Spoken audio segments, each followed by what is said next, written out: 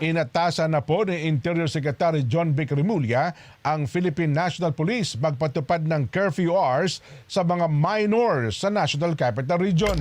Sa ilalim po ng Safer Metro Manila Plan, kailangang masiguro ang kaligtasan ng lahat ng mamamayan sa pamamagitan ng pagpapaigting ng police visibility sa mga estratehikong lugar. Kasama na po ang mga convergence area, tourist destination, transportation hubs at higit sa lahat sa mga eskwelahan. Mahigpit na ring ipinagbabawal ang pag-iinuman sa kalsada. Ganon din ang paghuhubad. Yes, walang damit. Sa lalaki po tinutukoy ha.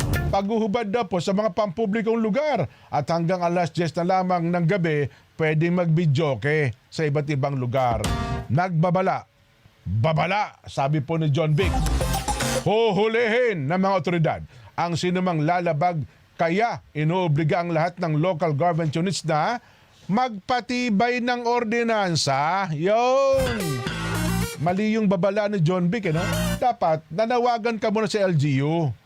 O kasi ang vagrancy, yung bagansya, wala na pong criminal offense, wala na pong pagkakakulong yan eh. Ngayon, ang DILG ba pwede magpatupad? Wala po kayong kapangyarihan. Anong gagawin ninyo? Kumbinsihin niyo yung mga mayor. Yon! Mga mayor, magpatupad kayo ng curfew hours. Ganun sana. Ang problema, gusto agad babala. Tapos pwede naman anya kami dito. Gusto nyo, makipagkonsulto ka na lang sa akin Meron pa sabing gano'n, no? At kaya, ako naman anya, ready ako anytime. Gusto ninyo. Talaga namang walang kayapang, napaka-humble talaga ng ating DILG Secretary, no ha? Di ba sa press con kahapon, gano'n ang mga latag na, di ba?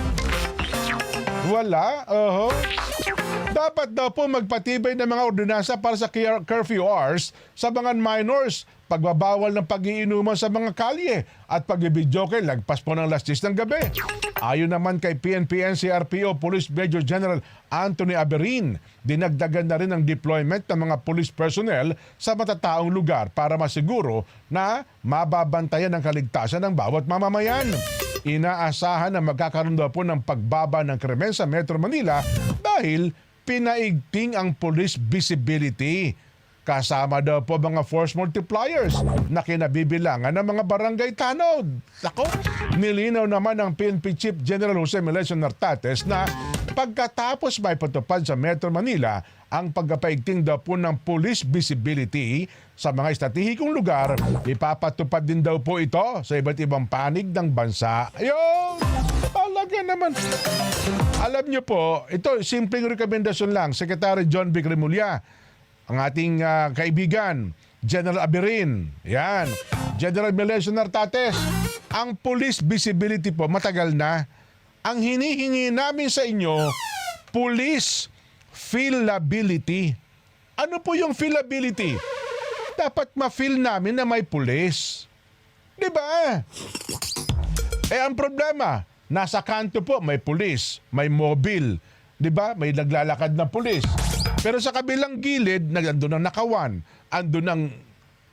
Hindi po nila maramdamang may pulis. Yun po ang problema.